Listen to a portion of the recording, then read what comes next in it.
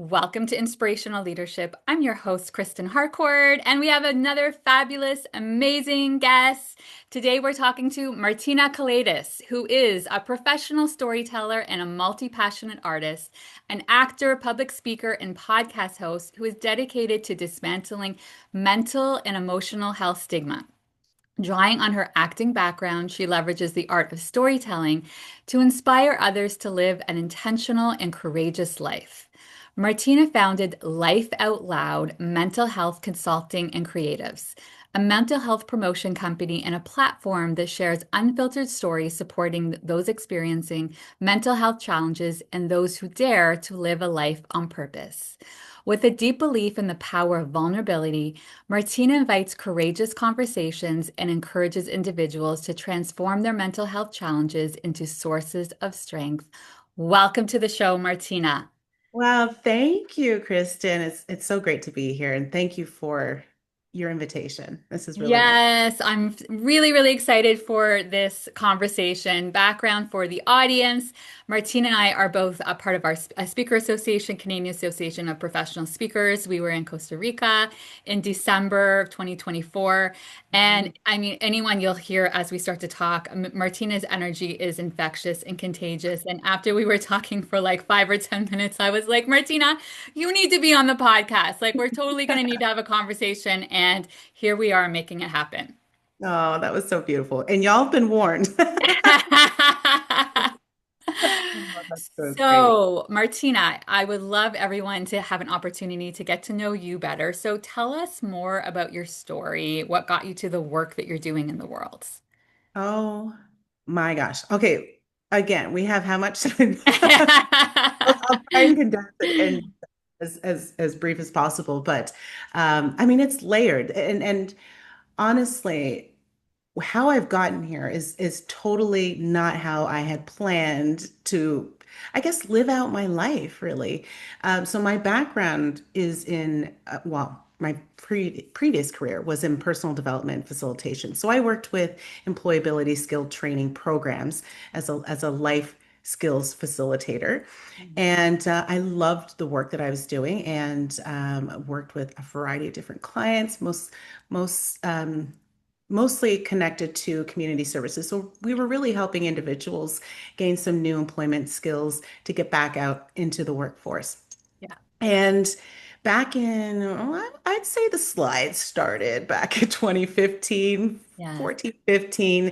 and that slide being this slow deterioration of my wellness because Mm. there were a lot of things that I had covered up and buried so deep over the years. And especially working in like a social services field, I Mhm. hadn't realized how much a lot of the I would say trauma, but also like mental health challenges from the clients who would share these things with me really were impacting my own Wow. um, journey, my own situation, my life experiences.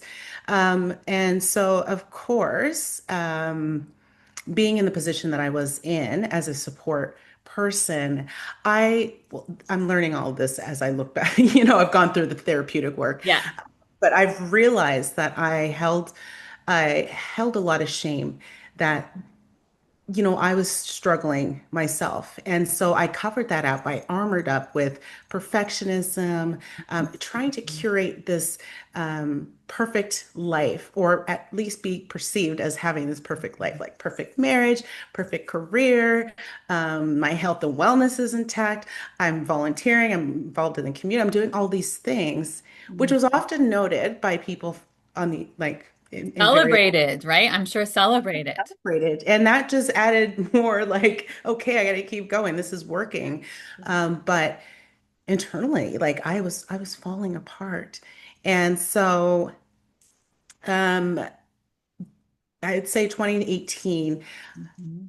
I'm so grateful that I had an employer at the time that was so open and could recognize um, the deterioration of my well-being over the course of some time. And so often like would hold this space, a safe space to have these conversations mixed with like work because also I kind of moved into a new position within the organization because I'm like, this is the answer.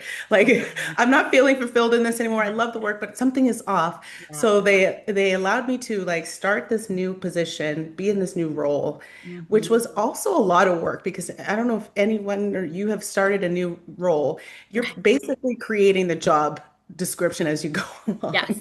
And Yeah. so it required a lot Amen. of traveling. I was doing a lot of facilitation, Yeah. um, internally and with external stakeholders. Yeah. And I thought that would be the answer, but I think that was actually drawing more energy from me, of course. Mhm. And so, yeah, my employer had held this space for me and I rejected it. It was on the third, the third meeting Yeah. where I couldn't avoid it anymore because I had been seen in such a real way that it was like, I've got to make a choice. I've got to take some time. And I did that like not really wanting to because Yeah. I'm just There's thinking, some resistance. Yeah. yeah, I'll take a couple of days and I'll be Right. back in the office. And actually, I tried to take all my work with me. My manager was, no, the work stays. Yeah. So I used all of these things to avoid, especially work and being busy and socializing. And so when the season came where I had to sit still, where I had to do the therapeutic work, where I had to not work, I grappled a lot with, you know, what is my purpose? Hmm. Because all of this time I had identified myself as being the wife, as being the career woman, or like in relationships, like the sister, the daughter. And but when certain external identifiers are no longer, Hmm. what often happens is that, oh, now I feel lost Right. in this journey. Like, what Yeah. is even my purpose anymore? Right. And so I really struggled with that with my career. And it's like, what else am I going to do? Like, no one is ever going to want to hire someone who is broken, who has been burnt out, who Mm. was just diagnosed with depression and anxiety. And I spiraled into this deep well of, I don't even know how I'm going to live the rest of my life. Mm. And it seems, you know, in the moment, it's so hard and heavy. Now Hmm. I look back and I'm like, okay, I have so much grace Yeah. for Yeah. that version of myself because I didn't know. Yeah. And I was just trying to survive. And Hmm. I realized after a lot, I worked with a therapist, I worked with a life coach, I did a lot of self Yeah. work. Yeah. And I came back to my faith, which was the biggest Hmm. thing that really helped Hmm. turn things around for me. I Hmm. just remember like, I was just in bed like most days, curtains drawn, like just or closed and just thinking like, what am I doing? And I heard this Hmm. message and it was there was a question posed that was, what are you going to do with the time you have left? And Hmm. I had had this moment of, I have air in my lungs. And I learned of this child actually who was connected to a family member of mine who was in the IWK, the Children's Hospital here in Halifax, and they were fighting for their life. Hmm. And there was this picture that was posted, and she was given a puppy as a wish. And the photo of her holding this puppy in the wheelchair, like her body just seemed lifeless, but she had so much joy on her face. It changed everything for me because then I realized I've got another chance. I Right. have air in my lungs. You know what? Yes, this is a setback and it really sucks, but this is not going to be the end. And Yeah. so then I just started doing some more like personal development stuff, like looking things up online, and I came across Brene Brown, hadn't heard of her Uh, before. And it was I her. know Brene. Yes, I love, love, love. And it was the power of vulnerability TED Talk. Mm, And I just became mhm. so fascinated after listening to it. I was like looking up all her stuff.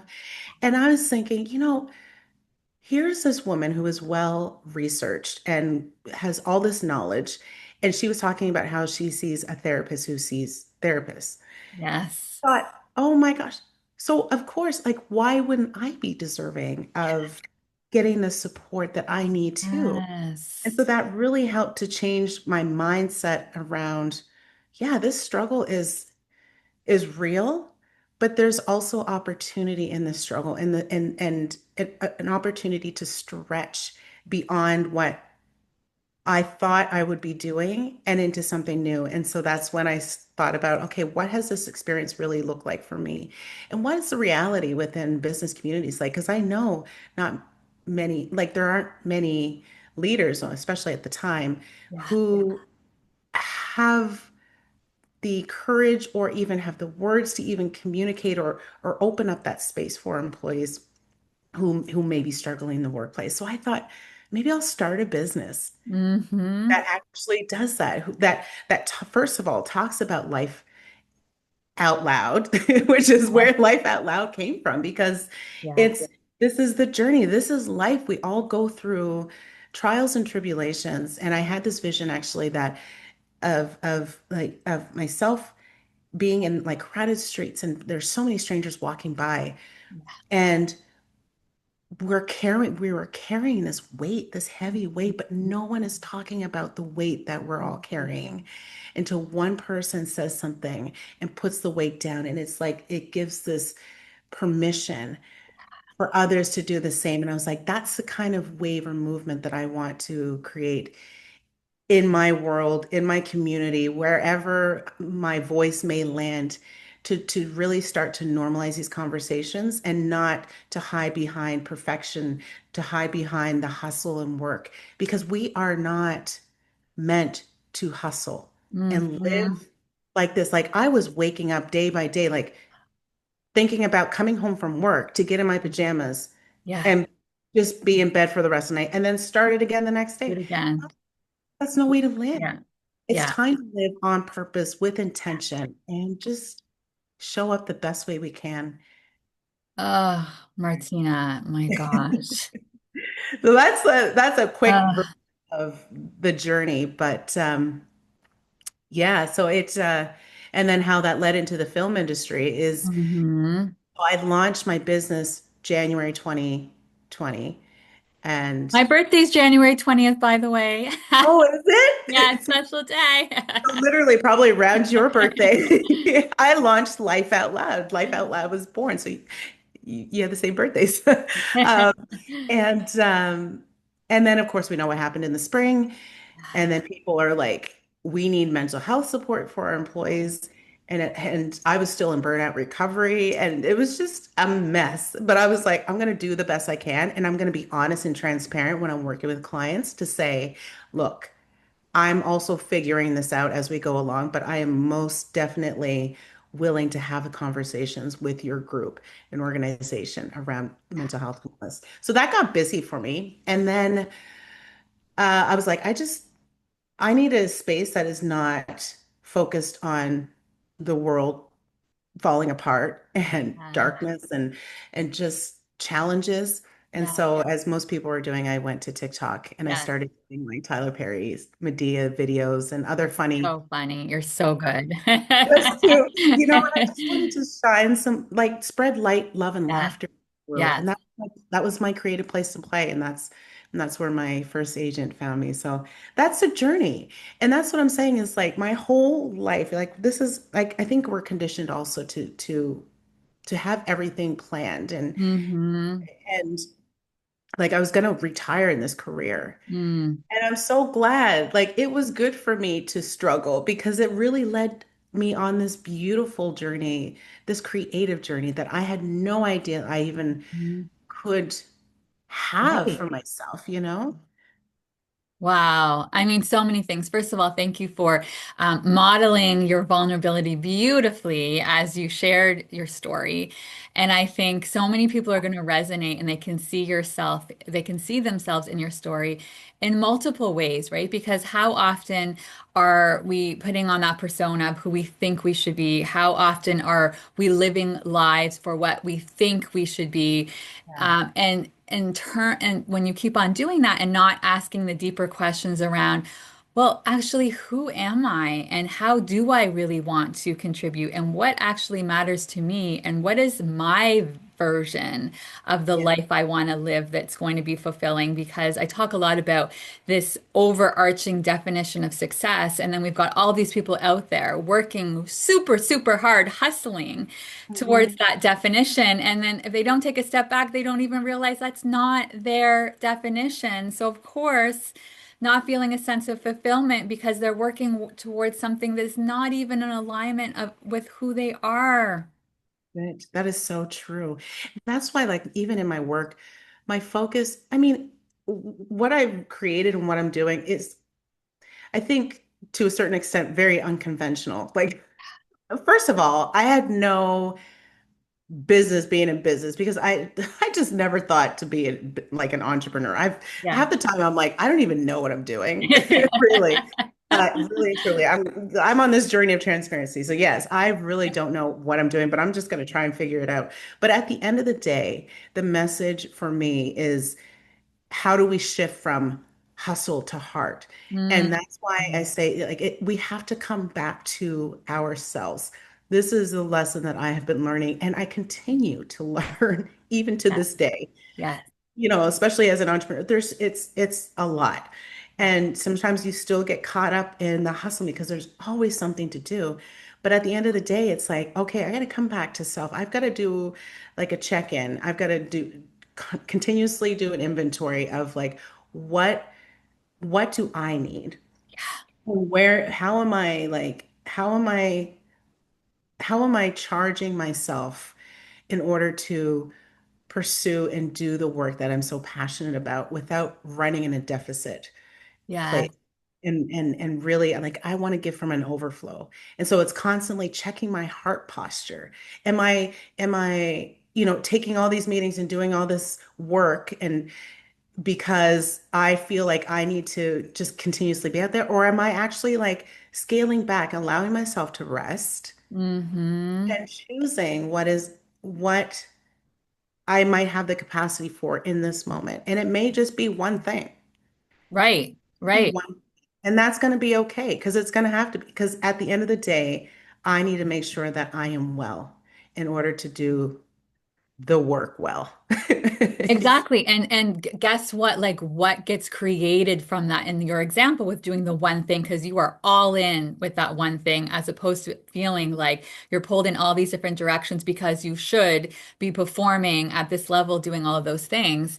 And I think it's such a beautiful thing when you take that step back and ask yourself what really is true. I talk a lot about coming back home, right? It's those moments where you come back home to yourself, but you're coming back home over and over again. Like, so just, I love that you shared that beautifully. It's not like I get to a place and it's like, oh, I am home. I am enlightened and I'm always home. No, I constantly realize, oh, I left home again.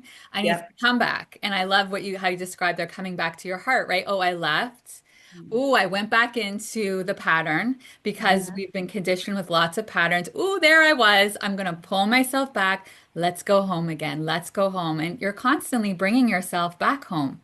Constantly. It Yeah. is a daily, I want to say, invitation, Yeah.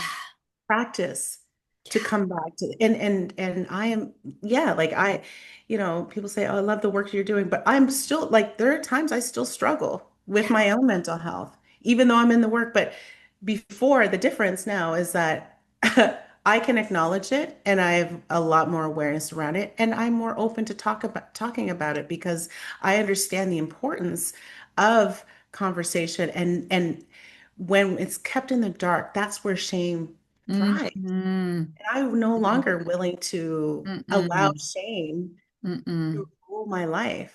Like, No. these are the experiences I'm having, and if it helps but one person, you Right. know, that is worth it all. And Right. so, yeah, coming back to self, coming back to heart, that is so key in this world. Whoops, sorry. I gotta turn this off.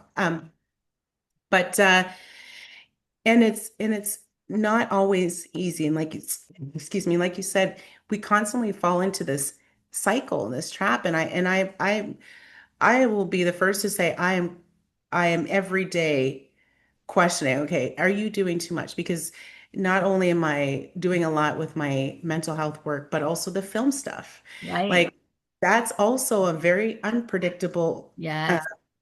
area of work, and it requires a lot of time and study and prep. And like the other day, I just got an audition, and it's like usually it's like 24-hour turnaround. And Yeah. so if I've got this plan, and then it's like I need to adjust. I'm constantly adjusting.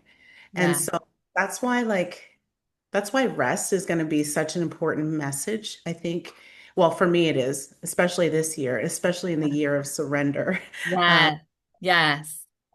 it's just trusting that what is happening, excuse me, unfolding is meant to be. And so sometimes that forces us to pull back Mm-hmm. ill. Mm-hmm. Because, that is the other thing that's really hard. Because when we're still, then we can problem solve, and we can operate from a place of, intentionality, as opposed to just trying to, check things off quickly, or like be in Right. a firefighting state. We're Yes. we're meant to just we're meant to be still. That's why like there's a Sabbath day. A lot of the stuff that I'm learning has come back to Yeah. like scripture, because even on the seventh day, God rested, not because everything was done, but because it was good. So Mm-hmm. Mm-hmm. designed, even we've Mm-hmm. never been created to like toil and labor the way that we are. And so we're just so conditioned by society, and there's so much noise around getting to the next thing and doing the next thing, and it's all very surface level. And sometimes I've realized it's also meaningless. It's so true because I think when we live in this 27 world, it's so beautiful what you've shared there, Martina, because I think, first of all, the stillness is where you can hear the answers. The stillness is where you can hear your voice, the stillness. But if you're constantly on this autopilot, go, go, go, go, go, how can you even hear that wisdom that's trying to come through to you?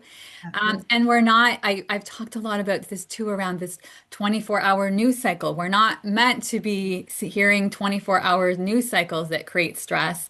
And Right. same thing with having those rest days. I've had a practice for quite a while, and now it's gone to a point, it's not even, it's multiple days where I will turn off social media. I had it where it was intentionally for a whole day, once a week for a 24-hour period. But then when I started to see how good it felt, I will now do in the evenings from like 5 o'clock and doesn't go back on the next morning. I do that multiple days during the week. Sometimes I have whole weekends, like 3 days off. And then I realize how good it feels because, of course, what's happening, I'm no longer surrounded by all the noise. And in the Mhm. noise, I can first of all Yeah, come back home again. But then yeah, also I can hear, oh, like what is my truth? Because I'm over here hearing all of these things that sometimes are also creating fear and anxiety mhm. because the news cycles, as an example, are very fear-based. They're going to show you all the things that are happening that are scary in the world. But guess And what? there's There's a lot. all these amazing, beautiful, incredible stories and humans, which your storytelling is going to be so great for that. And this doesn't mean toxic positivity. Like to be human, I believe the human experience is meant to be filled with all the things and challenges and unfortunately struggles. And it's kind of what Yeah, we came here for. Like that's what we signed up for. But I think some people are resistant, like, oh, it's not supposed to be like that. it is. Right? Sadly, it is. That's It's it. the Like, whole world. right? There's just so much. Yeah, there's so much darkness, and we know that it exists. And this is why, like, even when I started the business, I'm like, God, just let me be a light in everything that I do, a light in wherever space that you Yeah. lead me. Yeah. And I mean, the film industry is another one where I'm like, Yeah. it's not, I'm here not for, I'm for very various reasons, but Multiple. Yes. uh, yeah, I mean, there's a lot of struggles with it, especially when it comes to mental health. Um, but yeah, there will be suffering in this world. And that's why I'm just so focused,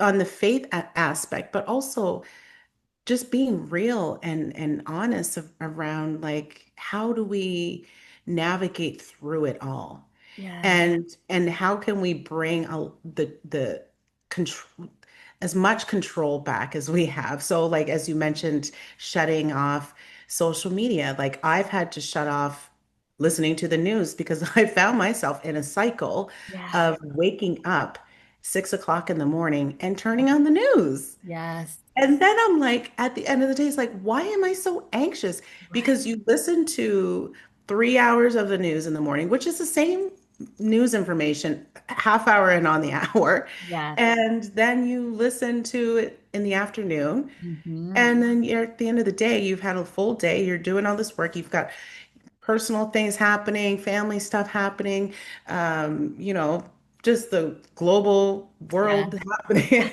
economic, social, political challenges, You name it. and you're not breathing. And it's just like, yeah.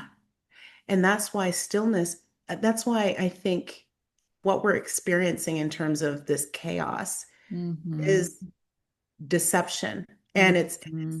and it takes us away from being still. And like you said, it's in the stillness that where we're able to hear the answers. And so that's what we need to get back to. Yeah. Yeah.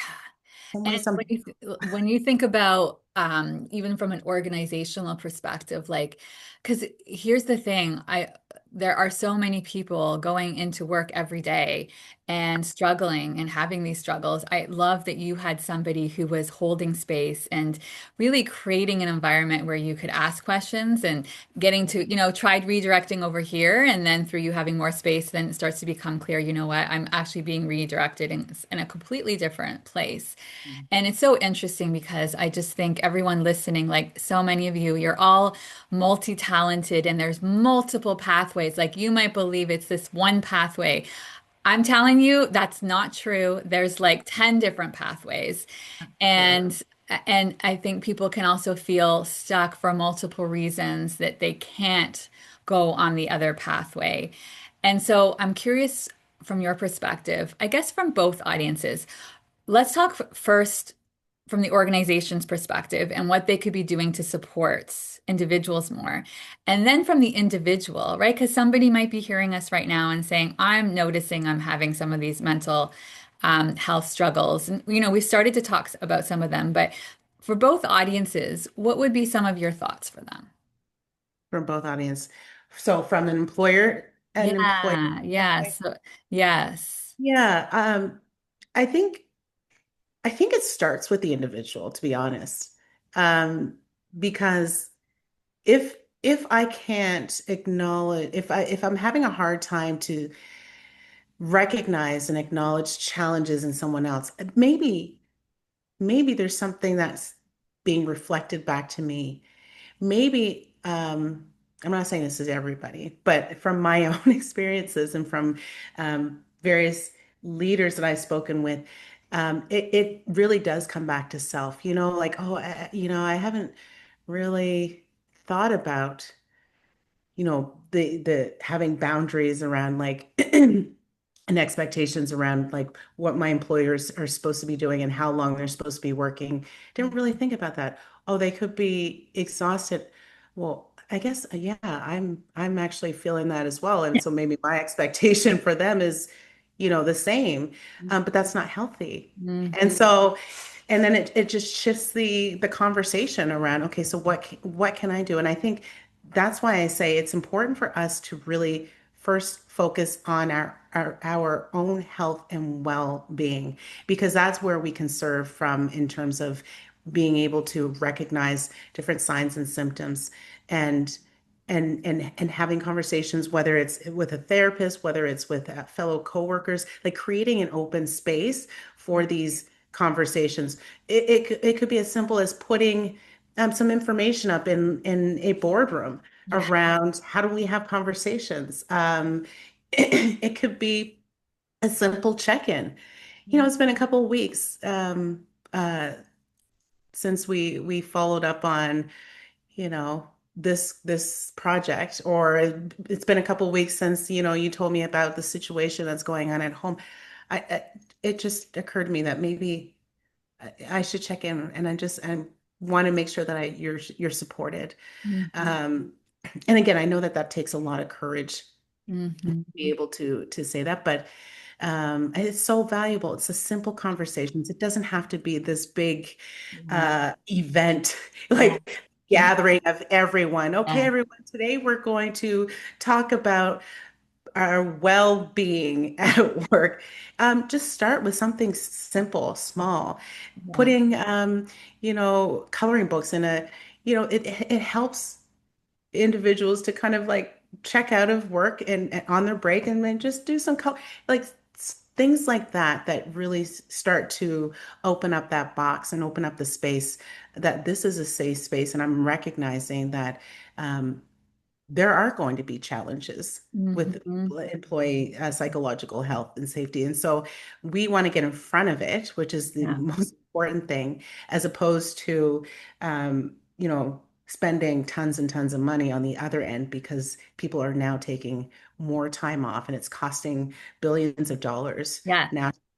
And so, yeah, what are the small things that we have control over? But first, it starts with us. And it's taking that time Yes. is time. You need to have time. Yeah. And that taking that time is included in the factor of productivity. Because Hmm. oftentimes, I mean, I speak with organizations and they say, like, it would be great to have you this time, but like it's really busy. And this is the best time then. Yeah. It sounds like this is exactly when we need this message. Yes, exactly. Bring me in for a half hour. And I've Yeah. talked to a company that they were like, Christmas is our busiest season. Can Yeah. you come in just before so we can start to have the conversation with employees Yeah. so that they can be aware and have Hmm. systems and strategies for checking in with one another, checking in with self, supports Hmm. and resources Yeah. um, to make it through this busy holiday season. Yeah. That's great. Like when I hear that, I'm like, okay, you're already thinking about it in advance as opposed to Yeah. now it's January, February. Yeah. It's dark all the time. Our employees are Hmm. really struggling. It's very slow and, we don't know what to do. So, Yes. yeah, I think yeah, not I think, I believe leadership begins with the individual. Yeah. And then as an individual, we are all accountable for ourselves at the end of the day. And, you know, peeling back layers and like we don't know what everyone has gone through. Most times we don't know what anyone is going through. And so I think, when we're supporting others, we always say like it's important to have, compassion and grace.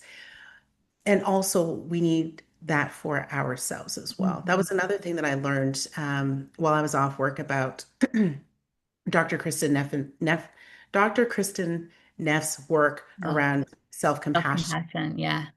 What? All this stuff, like I've worked in the personal development for years and I've never heard of self-compassion. I've heard of compassion. Yes. And we can initiate that and we can like visualize what that actually looks like. Yeah. But when it comes back to ourselves, like I'm in this struggle and I am really having a hard time. I don't want to talk to anyone because I'm feeling a lot of shame around it. Hmm. It's really taking over my life. Now I'm getting anxious. Now, depression is setting in. Like all these things are happening. And it's like, okay, but how would I support a friend who's Right. that? And Yes. so when I learned about self-compassion, it's like, how do we speak to ourselves? How do we speak with care to ourselves the same way that we would for a loved one? I was Mm-hmm. like, this is profound, but also, ooh, it's work. It's work. And that took a lot of therapeutic work for me to be able to practice that because again it is a practice and it was like years of journaling and self-reflection and prayer and confiding with people that I trust, like being very particular around my inner circle, the people that I know can hold me. And it's a reciprocal relationship, we hold one another. Yes. uh, and then, ensuring that I'm doing the things that bring me joy, So you important. know, joy, Yeah. like that just sets my heart on Yeah. fire. Like being at the beach or being around water. I'm so grateful to live on the East Coast in Halifax, where like Yes. I could travel an hour and maybe a bit and reach a beach. Mhm. Like there's water everywhere, and it's just such a beautiful grounding place. So it's like, yeah, finding those communities for me, community of faith, socializing, um, and really allowing myself to um, be held and Yes. for the way I Right? would do the same for someone else. And that has been Absolutely. a tremendous shift for me. And then also being able to pour again from an Mhm. overflow as opposed Mhm. to what I was doing before. It was like burning out and just constantly running at a deficit and being okay with that. And then when I'm supporting, like when someone needed support, it was like, oh, I don't have the energy. I don't, and that still happens sometimes, but it's like not all the time, like Yeah, it was before. exactly. But we Exactly. really do need to come back to self, and that's why we got to really keep an eye on Mhm. our heart posture, and center ourselves around what is it that we need, because we are also deserving and worthy of Mhm. love and support and Mhm. wellness, every single one of us. And so, but we have to believe that too for Right. ourselves. It's starting to really make that a commitment. And I Yeah. think I love the question too around asking yourself more, even often, like, what does bring me joy, right? Like, what brings me joy, and how am I making sure every day I'm having some of those moments of joy? And Yeah. I also love what you said around the zooming out too, right? When we think about organizations, like so much firefighting and so much after the fact, and again, we've seen what's happening with this well-being and the lack of resources and people being under resourced and that leading to burnout, and then of course that leads to people being off organizations. Let's get stop putting on band-aids and go down several layers and get to the roots, and then Right. say, what are we also as an organization committed to creating here? And I Mhm. love what you're saying, like as simple as having the coloring books, like that's not like, let's start to be able to create an environment that's encouraging in micro ways, Yeah. well-being. The other thing I was hearing as you were talking, Martina, and it's always like my heart is so overflowing when this happens, especially when I have my group of female leaders. I run a program called Step Into Your Moxie, Speak Up and Influence, and it's quite often small groups of like 20 women. And every time it's so rich, you get 20 women in a room like that, and everyone's sharing so beautifully, vulnerably, and openly. And they realize, oh my gosh, I'm not alone. Those same doubts or those same perfectionist tendencies, those same expectations that each individual is putting on themselves, they realize, oh, I thought it was only me doing that. They hear the whole room. They're like, it's not just me, it's you, it's you.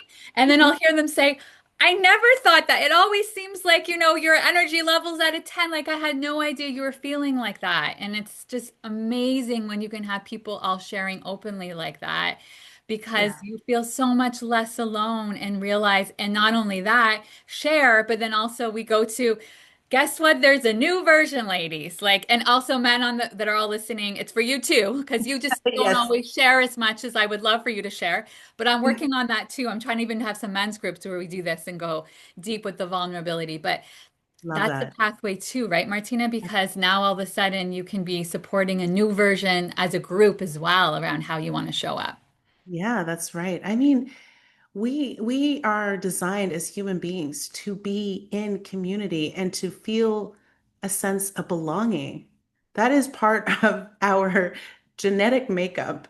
And so, of course, when, we kind of subconsciously isolate ourselves because of the things that are going on in our lives, and sometimes we think, and this is me, that I'm the only one in this entire world going through this situation. No, of course not. But in the moment, in the thick of it, it was, I'm really alone. And then and I would respond to these hard feelings and emotions by isolating myself and creating, like even the armoring up with perfection, that was isolating. In my in my head, I might have thought this is protecting, Right. but it's also isolating. Yes, it may be curating a certain image that I've got it all together, but really deep down inside, it's all falling apart.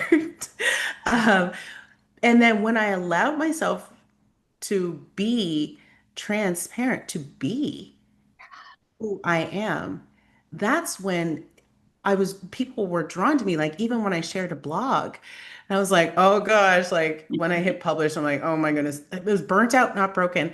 And I was like, this could be the end, or this could be the beginning of something beautiful. And quite literally, like people would email me, strangers, and say, like, parts of your story really resonated with me. I'm a mom and I'm a wife and I'm really trying to build my career and I'm struggling with like balancing it all. And it's just like this person doesn't know me, but yet can connect to my story. That is so powerful. And that's why when I had that vision, I was like, this makes sense. This is why I'm doing what I'm doing because we need more people having these conversations, showing up in a real way and not hiding behind what we think we need to be doing or hiding behind the image of who other people think we should be or hiding behind having the most successful career or hiding behind anything, just showing up as who we are. And so when we are vulnerable and we allow people like glimpses, and there are parts too that I think need to be protected in terms of, there's stories that I wouldn't share even before, or like even when I'm on stage, like I've done a lot of therapy Yeah. in order to not do therapy on the stage. I'm working through it. Yes. And now I laugh about certain parts of my story. Yeah. But when I allowed healing to take place, that also invited other people in the conversation. So it's just this kind of organic flow and rhythm of, oh, I hear you, I see you. Yeah. Oh my gosh, and I empathize with you. I'm also struggling with this, and it's just it allows for like the sharing of resources. It allows for support. It allows for, just feeling like you belong Yeah. because you Yeah. do. So Yeah.